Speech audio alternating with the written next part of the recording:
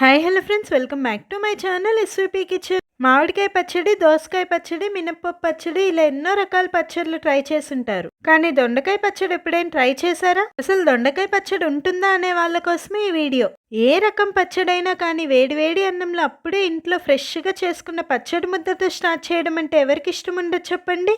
ఈ దొండకాయ పచ్చడి బిగినర్స్ కూడా ఈజీగా ఇన్స్టెంట్గా చేసేసుకోవచ్చు. వీడియోని స్కిప్ చేయకుండా ఎండ్ వరకు చూడండి. పచ్చళ్ళు ఏవి చేసినా ఆయిల్ కాస్త ఎక్కువగానే పడుతుంది. ఒక చిన్న మిక్సర్ జార్ని తీసుకొని 6 పచ్చిమిర్చి వేసుకొని కోర్స్గా బ్లెండ్ చేసుకోండి. వీడియో క్లిప్లో చూపిస్తున్న విధంగా. మీరు ఎండు మిరపకాయలతో అయినా చేసుకోవచ్చు, కానీ పచ్చిమిర్చితో చేస్తే పచ్చడి టేస్ట్ అయినా ఫ్లేవర్ అయినా చాలా బాగుంటుంది. 200 గ్రాముల వరకు దొండకాయలు తీసుకొని ఒక దొండకాయని 3 పెద్ద పీసెస్ లాగా కట్ చేసుకున్నాను. కట్ చేసుకున్న దొండకాయ పీసెస్ అన్ని ఇదే మిక్సర్ జార్లోకి వేసుకొని మరీ మెత్తగా ఫైన్ పేస్ట్ లాగా గ్రైండ్ చేసేయకుండా పల్స్ మోడ్ 3 టైమ్స్ ఇవ్వండి. కచ్చా పచ్చాగా వస్తుంది. ఇలా కచ్చా పచ్చాగా ఉంటేనే పచ్చడి టెక్స్చర్ బాగుంటుంది. ఈ పచ్చడి మిక్స్ లో పచ్చడికి సరిపడే సాల్ట్, పసుపు వేసి మిక్స్ చేసి రెడీగా పక్కన పెట్టుకొని 3 టీ స్పూన్ వరకు ఉప్పు అయితే పడుతుంది. 1/2 టీ స్పూన్ పసుపు వేసి బాగా మిక్స్ చేసుకొని రెడీగా పక్కన పెట్టుకోండి. పచ్చడికి పోపు కోసం పాన్ లో 3 టేబుల్ స్పూన్స్ వరకు ఆయిల్ ని హీట్ చేసుకొని 1/2 టీ స్పూన్ ఆవాలు, కొంచెం జీలకర్ర వేసుకోండి. 1 టీ స్పూన్ మినప్పప్పు వేసుకొని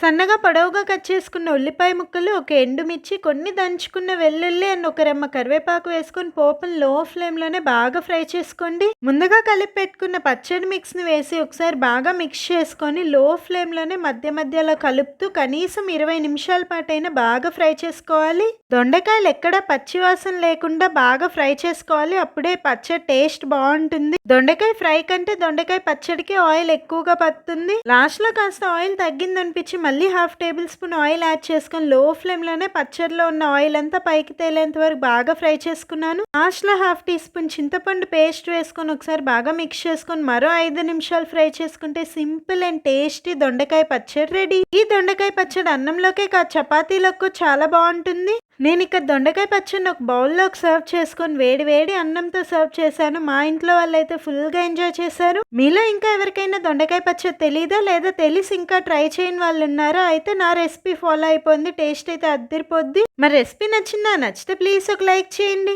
మరిన్ని ఇలాంటి ఇంట్రెస్టింగ్ రెసిపీస్ మీరు నేర్చుకోవాలంటే తప్పకుండా మన ఛానల్ సబ్స్క్రైబ్ చేసి పక్కనే ఉన్న బెల్ ఐకాన్ యాక్టివేట్ చేయండి. మీకు ఇంకా ఏం రెసిపీస్ కావాలో కమెంట్స్లో అడగడం అస్సలు మర్చిపోకండి.